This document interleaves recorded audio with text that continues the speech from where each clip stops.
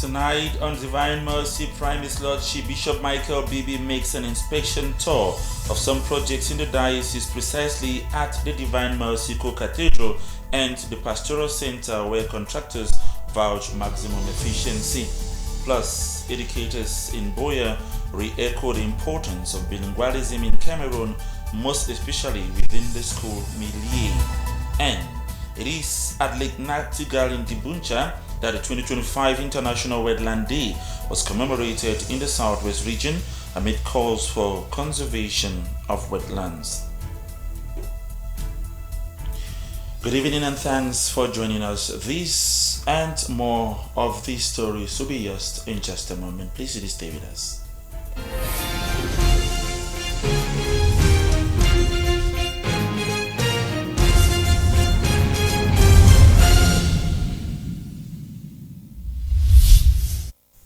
You're welcome back. Members of the Diocesan Youth Council, under the leadership of the Diocesan Youth Chaplain, met to deliberate and plan their actions for the year 2025. The meeting that took place over the weekend held at the St. Monica Youth Chaplaincy in Mutengene and brought together youths from the various parishes across the Diocese of Buea. Bernard Asangne with the details. In line with the Church's teaching on the place of the youth and specifically adhering to the message of the World Youth Day celebration of 1995 by Pope John Paul II, which highlights that young people are not just the future of the Church, but they are also a vital and essential part of the Church's ministry. For such reason, to foster the youth ministry in the Diocese of Buea, members of the Diocesan Youth Council Executive met on Sunday, 2nd of February 2025 at St. Monica Chaplaincy, together with the Diocesan Youth Chaplain, to deliberate and come out with a plan of action for the youth ministry for the year 2025. We are here today at the St. Monica's Youth Chaplaincy at All Saints Parish, Mutengene, for our first General Diocesan Youth meeting. And this meeting is to draw a roadmap for this year 2025. What is our plan as youth of this diocese? So our prayer and wish is that our deliberations, what we have decided this year, our activities we have planned to carry out this year within the context of the 75th anniversary of our diocese and within the context of this Jubilee Year of Hope, will be a successful one.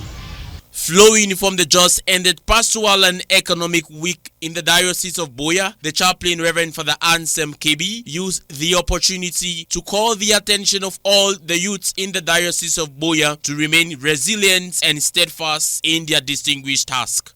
We pray that all the youths should participate actively when they are called upon to take part in any activity of the diocese. We pray that the leaders who have come to represent their various parishes and deaneries will go back enlightened and ready to encourage their brothers and sisters to continue to take part in all the activities of our diocese throughout this year 2025. The meeting also featured series of reports from the representatives of the various deaneries and youth groups in the Diocese of Buea, who shared their challenges and decisions they have taken to keep the youth ministry burning in their respective areas. We are also here to hear from our youth from the corners of the parish, so that they can give us a feedback on what they think about the diocesan youth ministry. Plan on visiting each deanery, emphasizing on particular parishes that are weighing down in respect to membership and cadet activities. Departing to their various parishes, the message which resounds the more is that of hope, which does not disappoint but urges them to remain focused and committed all the more. The Bishop of the Diocese of Buea, Bishop Michael Bibi, recently made an inspection visit to projects across the Diocese of Buea, respectively the Divine Mercy Co-Cathedral and the Pastoral Center. The visit saw the contractors assuring the Bishop of maximum implementation of these projects, as Franklin Fomokang, seminarian on pastoral here, tells us.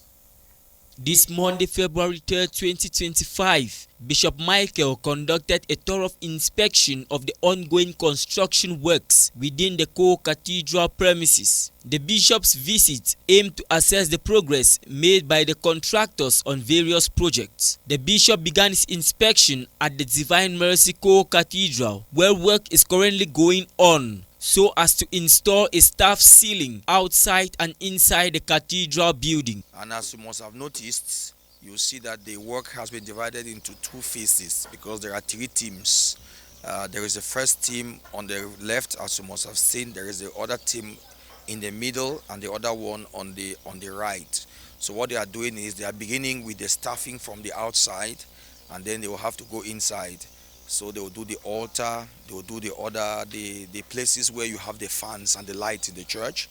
And the middle part, the one that that our church is built in a pyramidal form, so that will not have the stuff in there, because if they do stuff in there, then it's going to fall off. So they are going to do some beautiful work there. It's called Paco. It's a kind of lambris which will be done there. It's quite beautiful. Putting a ceiling in the cathedral is of great importance as it helps curb the noise from outside, especially during the rainy season. After the coming of the bishops came and saw the wonderful work that the Christians of the Diocese of Buea have done.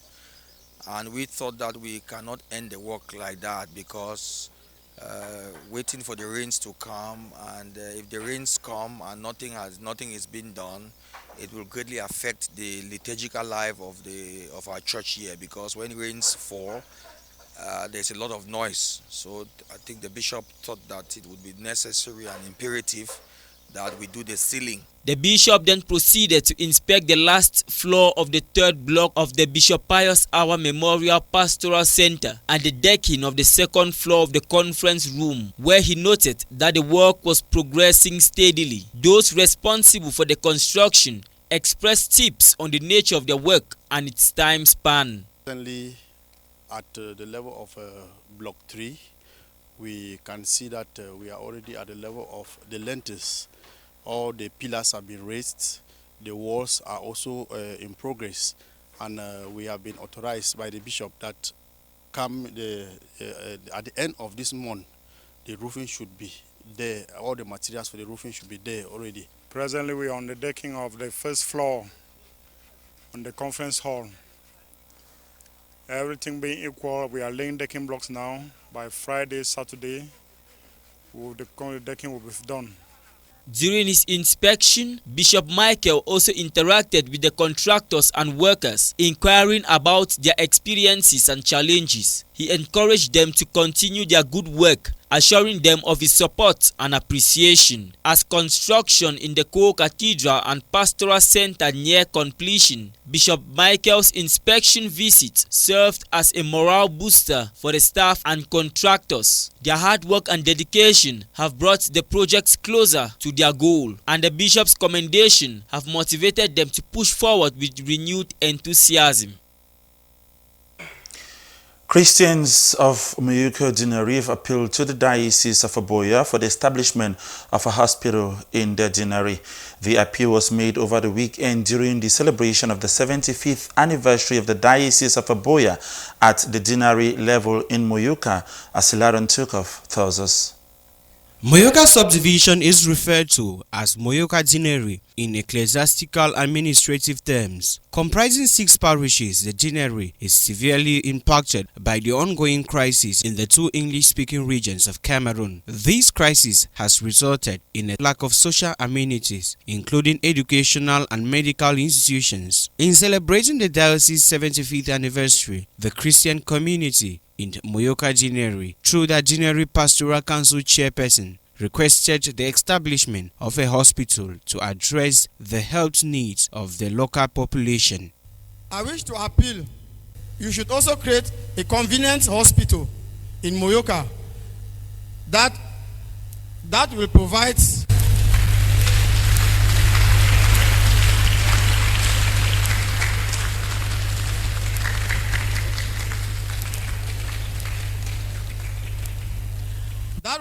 treatment to the Christians of Munyenge, Ikata, Moyoka, Yoke, and Malende, and other water projects in some parts of this deanery. Bishop Michael Bibi acknowledged the urgency of this demand, describing it as a reality and an imperative necessity. He promised to respond positively to these requests when feasible. Yeah, the challenge of a hospital, I think, is a reality. I've gone through this deanery for the past 5 years.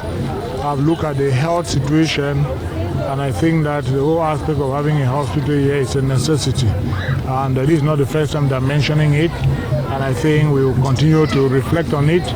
And once we get the possibility to do something, we'll be able to communicate to the Christian population and also work with the government in order to have the necessary authorization. The Diocese of Buea operates 5 primary schools and a secondary school, Our Lady of Grace College, within the 6 parishes of Moyoka Deanery. Thanks to Bishop Michael Bibi's commitment to education, particularly for the vulnerable population, his efforts have earned him applause from the community. My Lord, I want to thank you for a special way for letting Our Lady of Grace College, Moyoka, to come back to life, especially the dormitory section.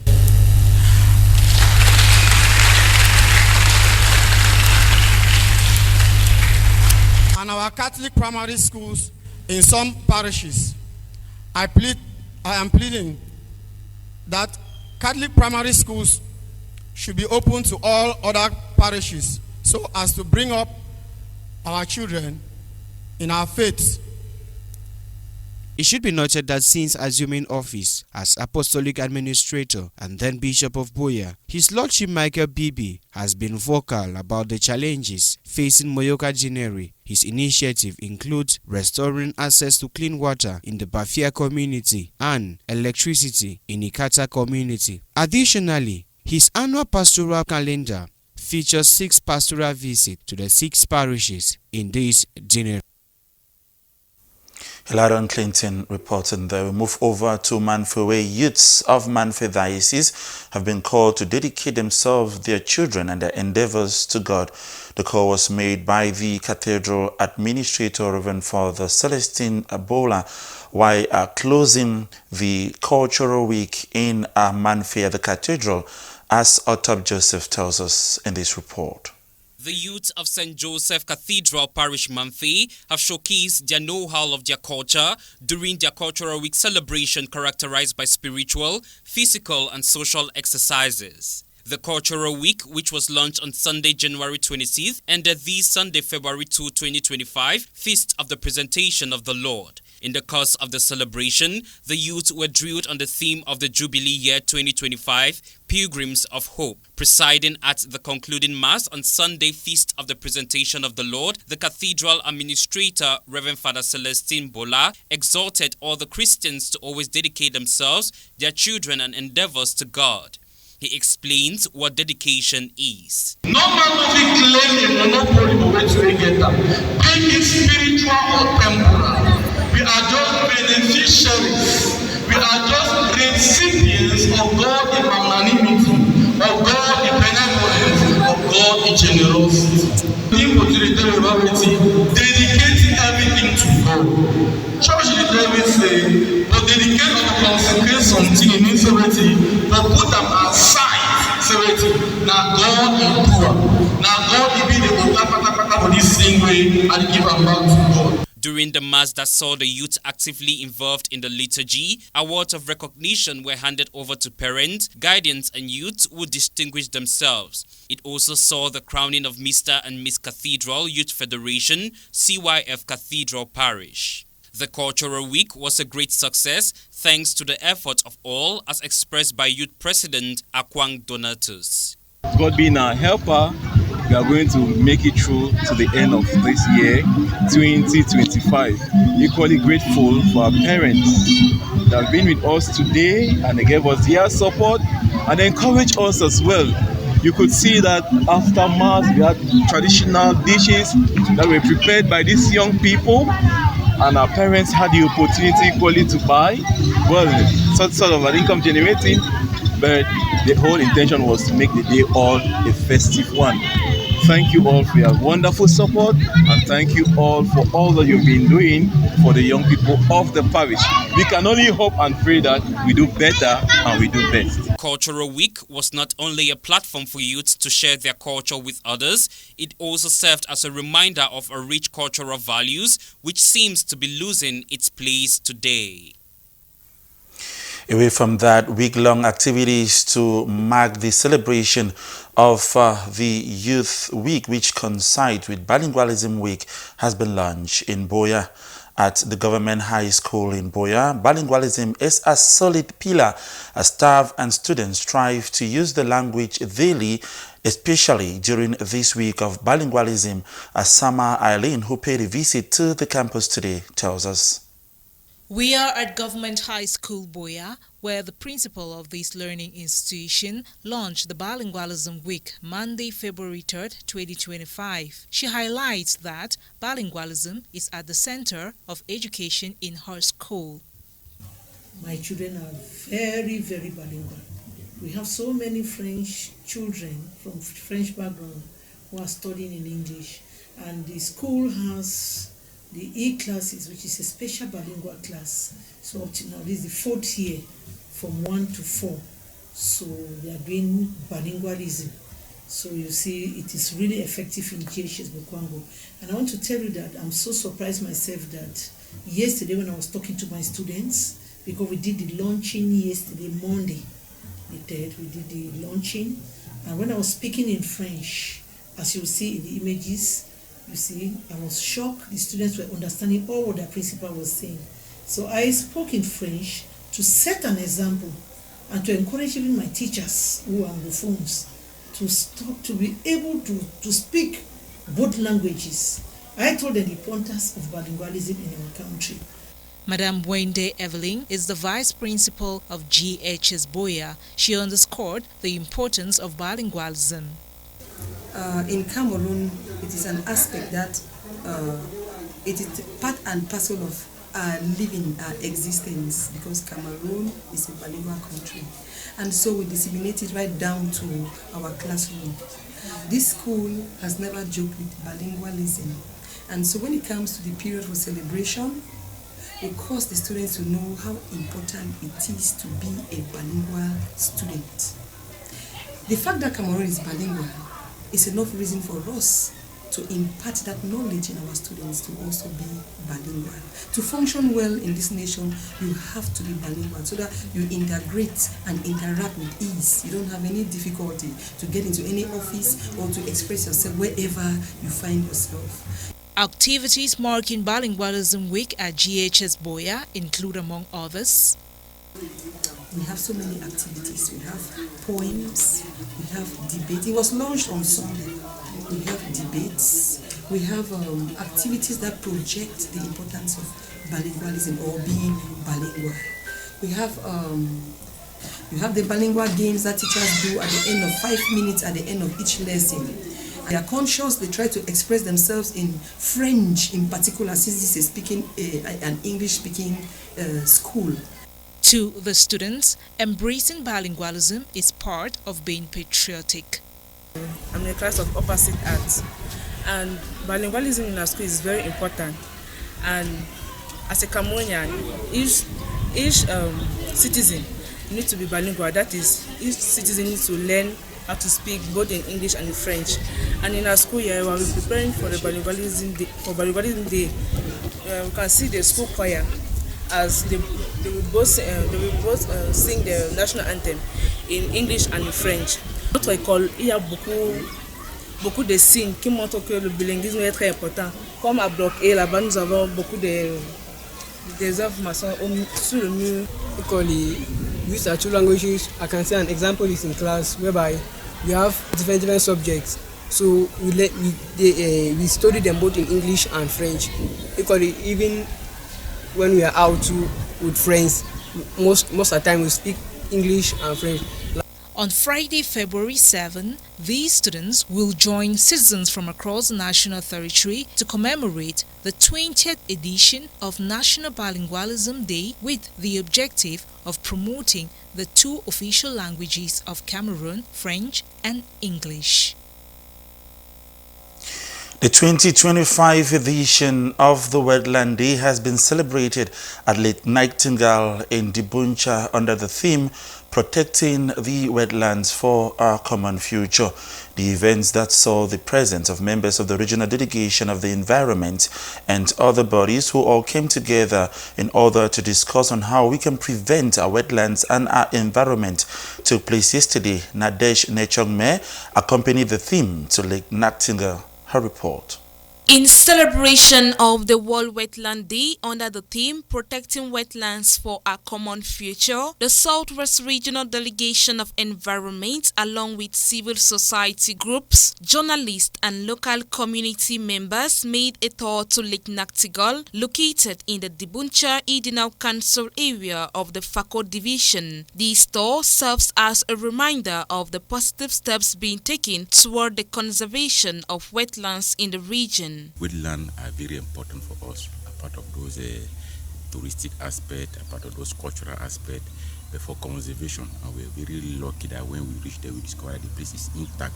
It's a virgin area with surrounded by forest, and even inside the lake we have a lot of species. So it was easy for us to be sure that those species were protected. It is very important for them. They can make money from it. They can talk about their culture. They have to the lakes, everything for them. So the other thing is to raise awareness around those community, in those communities around the lake, to know the importance and to keep and to continue to conserve the lake.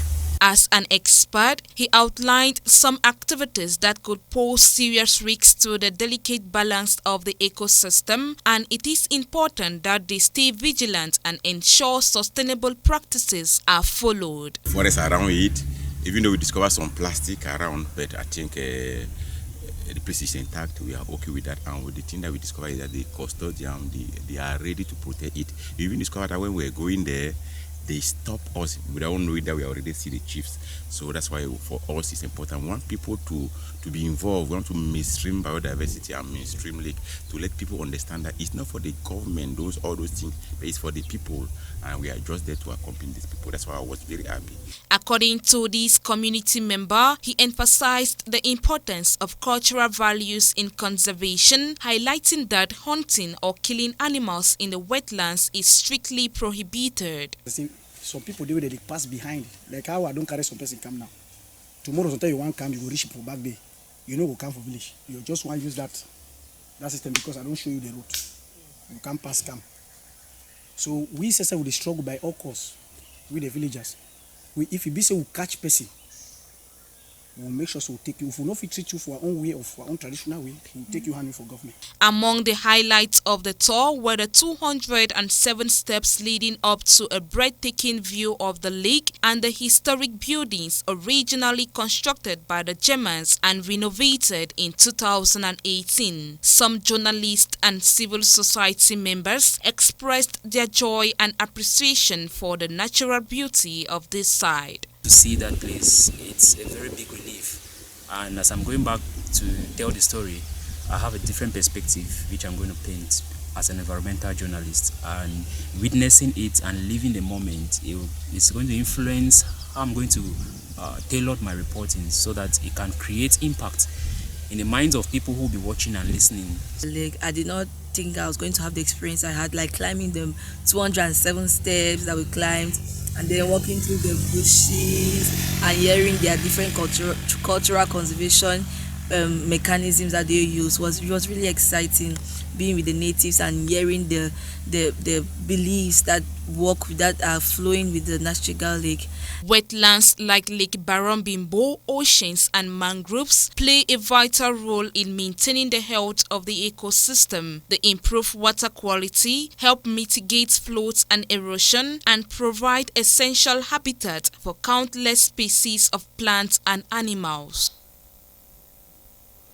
Beautiful images there. Now on to this fashion and future story.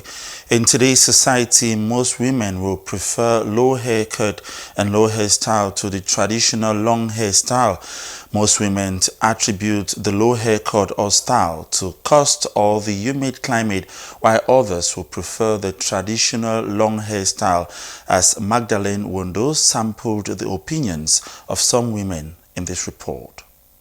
Most women in the southwest region are increasingly embracing short stylish hairstyles, seeking convenience and comfort in the hot and humid climates as key reasons for ditching traditional hairstyles. Some women outline cost of maintaining long hair as a reason for choosing short hairstyles. The reason why I cut my hair was it was so costly and expensive for me to maintain, so I had to choose to cut there because that was the only way for me to be able to afford to maintain a low hair and to color it so I could look maybe good or unique in my own. So I would literally say whether long or short hair, everyone looks unique in his own way.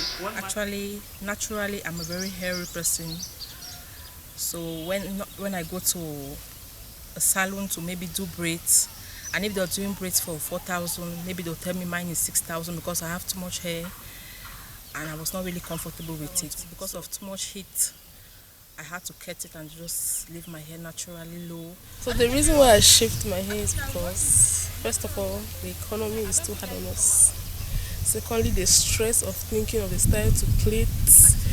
As you are sitting down, at the end of the hair is not even what you want. With the rise of short hairstyles among women, hairstylists are urging caution, stating that proper care is crucial to prevent hair damage. Though women prefer short hairstyles, some still believe in the traditional hairstyles of maintaining long hair as they see no reason of cutting their hair. I'm not moved by any trend, I like keeping my hair the way it is. I like it long. That's why I haven't cut it to make any fashionable styles are trending now. I like it this way. And the reason why I have held it up is because I want it airy. When I drop it, it gives me a lot of room. Yeah, because it's pretty long. And I love how long my hair gets and how lovely it places on my face. So I feel more confident with my long hair, and I love how the structure gives, the feeling it gives. So I don't think that will even make me to cut my hair in the nearest future. I love it when I wash my hair and it gets straightened or it gets coiled and I move around. People always say, wow, your hair is beautiful, wow, your hair is beautiful. I love that feeling. Short hair can evolve from a simple style to a breathtaking reflection of beauty and confidence among women. Women and fashion. Now we take you out of the country where we have good news coming from the Democratic Republic of Congo as the M23 rebels have declared a ceasefire for humanitarian reasons. Equally, China has imposed tariff on U.S. goods as retaliation to Donald Trump's decision over the weekend to impose tariffs on China, Mexico, Canada and other countries who are supporting illegal immigration, according to the U.S. President. Details and more on our foreign page.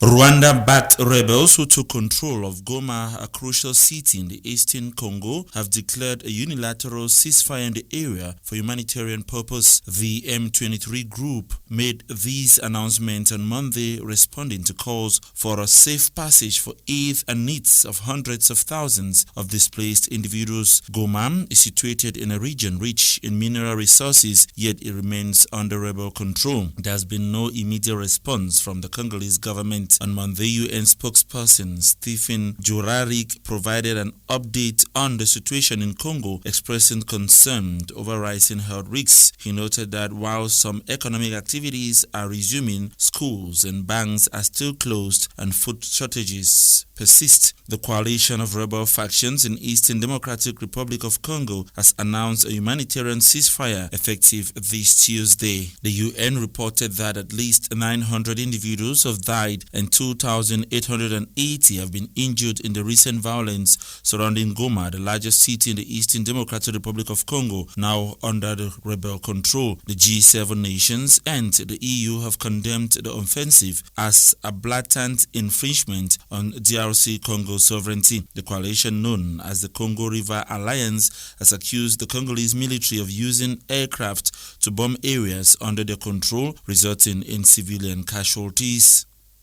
Ugandan's Ministry of Health, in collaboration with the World Health Organization, the WHO, and the various partners, has launched the first ever vaccine trial for the Sudan strain of the Ebola virus, marking a significant milestone in emergency vaccine trials. The study is focusing on health workers and individuals who have been exposed to the Ebola strain, commencing just 4 days after Uganda reported the death of a nurse in Kampala. The deceased nurse had sought medical attention at a hospital near the capital before traveling to Mbale in eastern Uganda, where he was later admitted to a public hospital. Health officials noted that he also consulted a traditional healer. On Monday, 2 additional cases were confirmed amongst the nurse's relative. Researchers from Makerere University and the Ugandan Virus Research Institute, the UVRI, have worked diligently as prepared for this trial within just 4 days of the outbreak, confirming on January 30th. This trial is the first to evaluate the clinical effectiveness of a vaccine specifically targeting Ebola caused by the Sudan virus. The rapid progress was made possible through advanced research readiness while adhering to all national, international, regulatory and technical standards. Dr. Tedros Ghebreyesus, WHO's Director General, stated, "The World Health Organization is embedded in different aspects of fighting this outbreak, and we have been with the Ministry of Health that has been in the lead, in whom we have great confidence that they are able to have a robust response to this outbreak. It being the 8th, there is a lot of confidence in what can be done, but we also call upon partners that we need the support to the government of Uganda for the work that is being done here." Thank you. From the Sudan strain in Uganda, a randomized protocol for candidate vaccines was developed.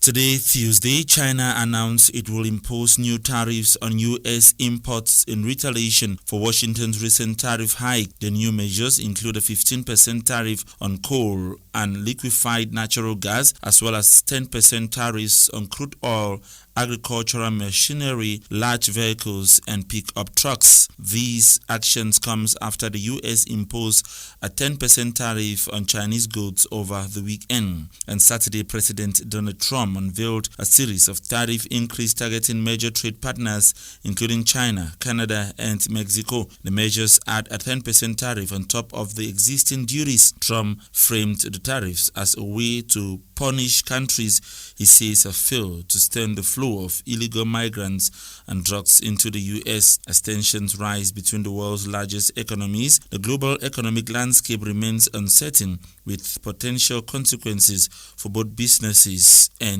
consumers. Hope you're informed about our stories tonight. And before we part ways this evening, a reminder of our major stories once more. His Lordship Bishop Michael Bibi makes an inspection tour of some projects in the diocese, precisely at the Divine Mercy Co-Cathedral and Pastoral Center, where contractors vow maximum efficiency. Plus, educators in Boyeri echo the importance of bilingualism in Cameroon, most especially within the school milieu. And in this newscast, we told you how the Lake Natinga Dibuncha was the venue for the 2025 International Day of the Wetland, which was commemorated with a call to all to preserve the environment and the wetlands. Thank you for always being there. We hope to be with you again, God's willing, tomorrow for another edition of Divine Mercy Prime. But while we keep on waiting for tomorrow, we live in the company of beautiful programs here over the Divine Mercy Radio Television, and you have a wonderful night.